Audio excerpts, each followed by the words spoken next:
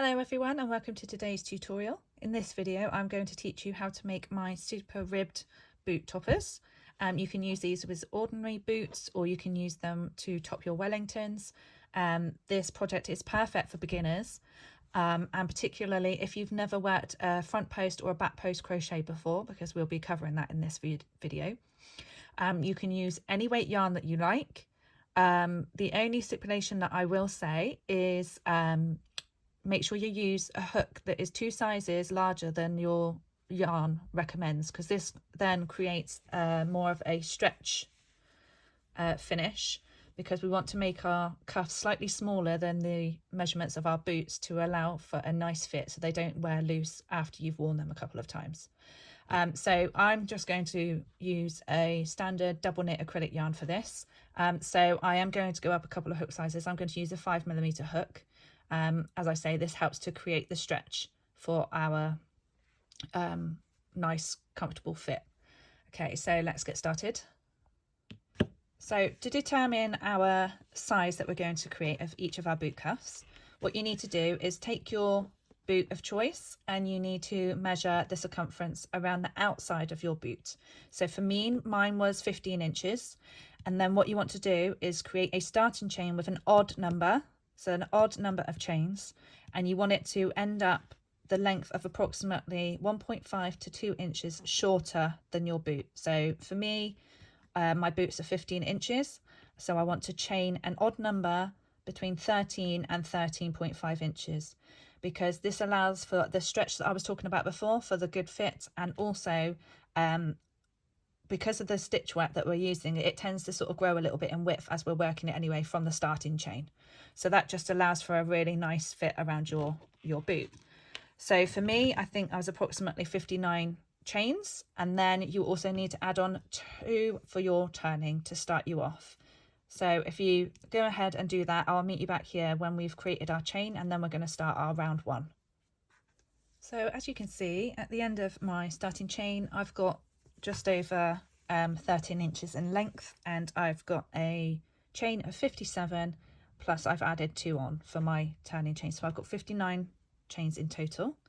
So for row 1, we're going to start by working into the 3rd loop from the hook, and we're going to half double crochet into each chain along. So we just yarn over, insert our hook, pull up a loop, so you've got 3 on your hook there, yarn over and pull through, and that's your half double crochet completed. So yarn over, insert into the next chain, yarn over, pull up a loop, so you've got 3, yarn over and pull through. So then you're going to repeat this in every single chain until you have completed your first row. I will then meet you back here and show you how to continue on for row 2, and this is where we will start to create our ribbing.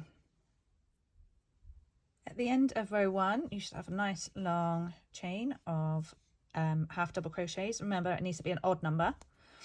If for some reason you have got an even number, you can at this point just add an extra half double crochet into that end chain there, and then you should be able to just continue on from there. So at the end of row 1, we're now going to begin row 2, and we're just going to finish row 1 with a chain 1 and turn, and then into the first stitch, so not the chain 1 space, into the first stitch we are going to work 1 half double crochet, followed by 1 half double crochet front post. So 1 front post half double crochet. To do this, usually you work front posts in double crochets. However, just for this particular pattern, I'm doing half doubles and it seems to work out just fine. I wanted something a little bit denser rather than too wholly, so I'm using the half double crochet stitch for this. So you yarn over as usual, but with half double crochets, because they don't really have the stitch post like a double one does, I simply just go into the normal chain space there that you would work into, and then you're going to insert your hook in through the back there and then around your stitch post into the next stitch space there. So you've got the post of your half double crochet around your hook. So I'll show you again. So you're going to work from the front to the back, you're going to insert your hook into this stitch space here, around the post of your stitch, and then into, from back to front, through the next stitch space there. So in through that stitch, around the stitch post, and then into, from front to back, the stitch space there. Then you're going to yarn over, pull that through the loop, and then complete your half double crochet stitch as you usually would. And that there creates your half double crochet, your front post half double crochet.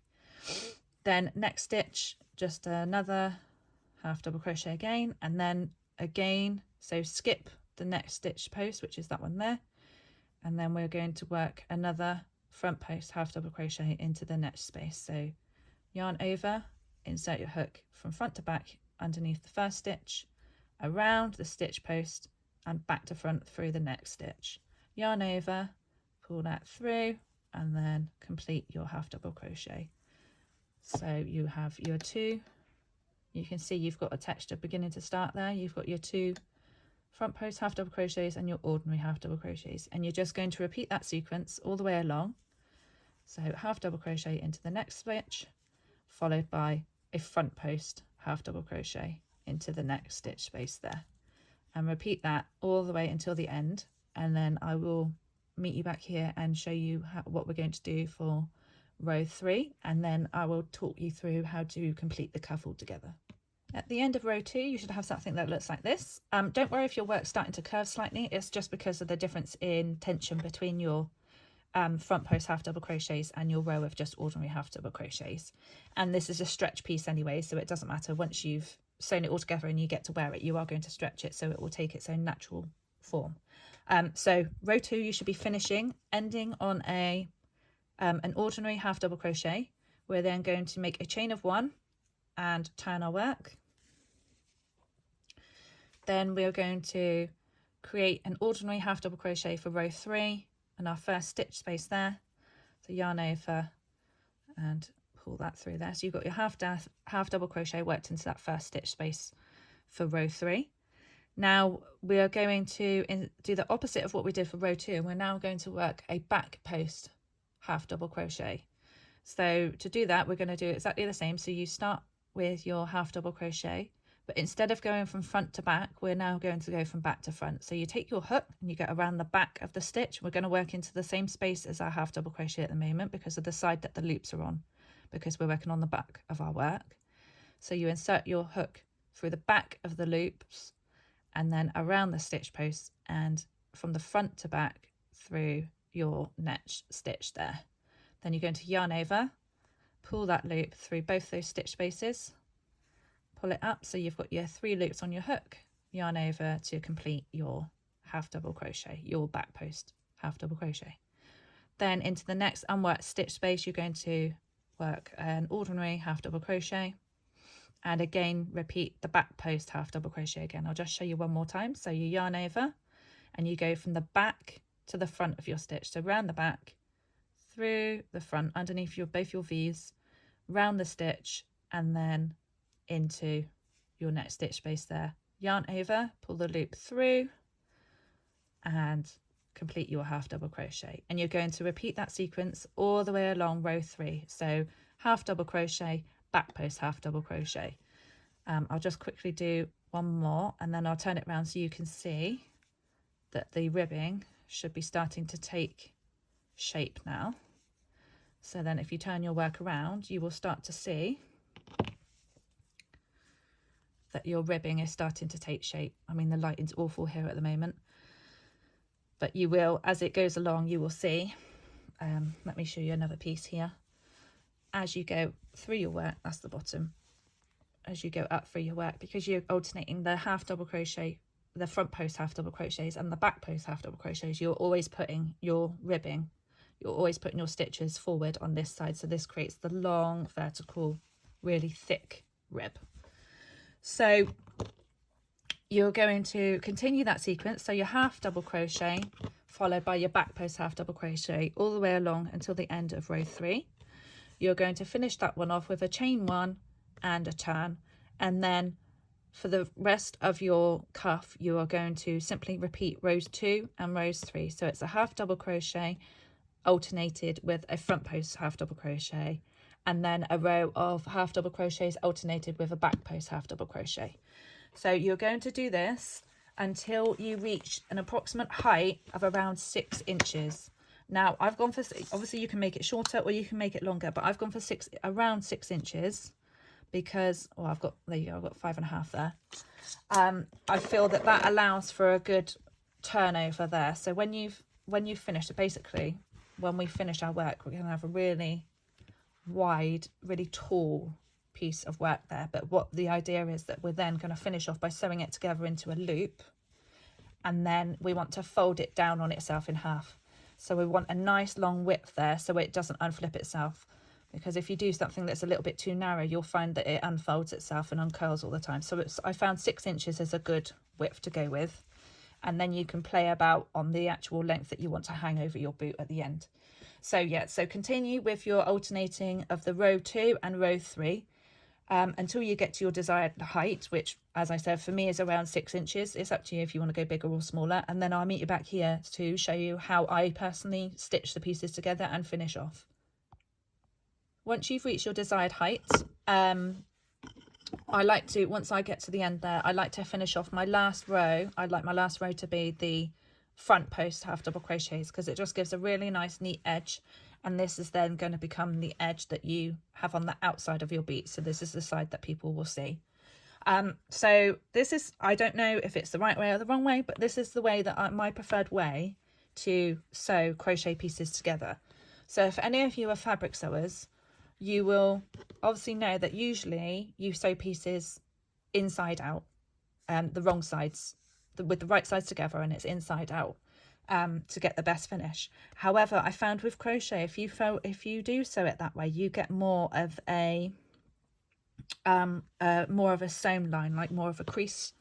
So I actually like to sew crochet pieces the right way out, so together, and then you can actually see where your stitches are actually going to look on the finished piece. So turn your piece to the wrong side, and then you're just going to fold it in on itself like so. Let me just move that out of the way until they meet, because we're going to form a loop. And then take your tail, your finishing tail, make sure you've obviously left yourself a nice long tail to sew your work together. And then I like to just first of all go into the top loops of the last stitch on that end row there to join these two together and get a nice neat finish. And then basically you're making like a false stitch here, and I like to go in under that V just to neaten off our edge, because we want to try, if we can, to hide our stitches as much as possible. Try to hide our seam. There we go, so that it sort of looks like that on the top. And then just tuck your yarn back in through the other side. Sorry, I'm going to keep turning it. And then I usually work bottom upwards. So now your pieces are met together, and then obviously I like to try and bear in mind that the width between the ribbon here, I try to mimic that with my stitching as well, or with my seam, so that it just then again it hides the seam a little bit better. So just bring your hook, your yarn into that wrong side there, and then I like to go just a few mil up and go straight down, and then while you're in underneath, skip over that first edge there, and just so that we're just bringing these two pieces a little bit closer together than we normally would, I like to come up just in front of the final rib line there of our front post double crochet, and then just pull your yarn through.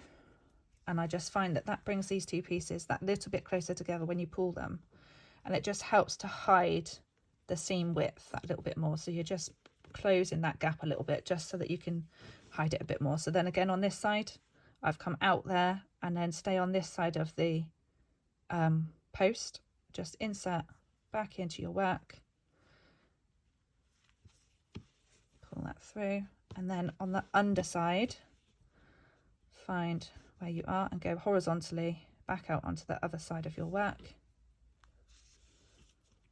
Bring your yarn back up through, and give it a bit of a pull to close that little gap up there. And then I just repeat that all the way along. So we go vertical on the same side, skip over that bit there, try and hide that, tuck that behind the needle, and then come back up like so. It just helps hide that little bit in between. Again, vertical on that side, go horizontally across over to the other side of your piece, and again it just helps hide the stitches, especially with a stretched piece. So back in vertically, up, back in, up over that first little bit, those first loops, and then catch a stitch wherever you can find one, about there, just on the outside of your ribbing there, and then just repeat that all the way along. And then as you pull it tight, but try not to go, just keep an eye on this end here when you do finish off and pull your work all together, because it does tend to, you can end up pulling it too tight and create a lip there. So just give that a little tug at the end before you do your final fastening off and your final tassel tying off, because then it just keeps a nice straight edge there, like I said, because if you pull it too tight, you'll find that it creates like a little V there. So I'd like to just give it a little tug at the end, just to give it a nice neat edge. And then just make sure that when you finish off, that you work your starting tail, pull that back through to the inside of your work, and then you will use that to fasten off with your sewing working tail, and you'll use that to fasten off. Just tie a nice tight knot, weave in your ends, and then that will be the inside of your work. So when the sewing is completed, you will have a loop that looks like this. This will be your completed cuff. I'll just show you the inside. So as you can see the seam on the inside of my work there, but if I turn it out, by being conscious of the spacing in between the stitching at the end for my seam, I've kept it fairly hidden. You can see it there if I point it out, but to anyone else that isn't looking for it, they wouldn't see it. So there we go. And then it's simply to put it on, you just put it on, let me get this right.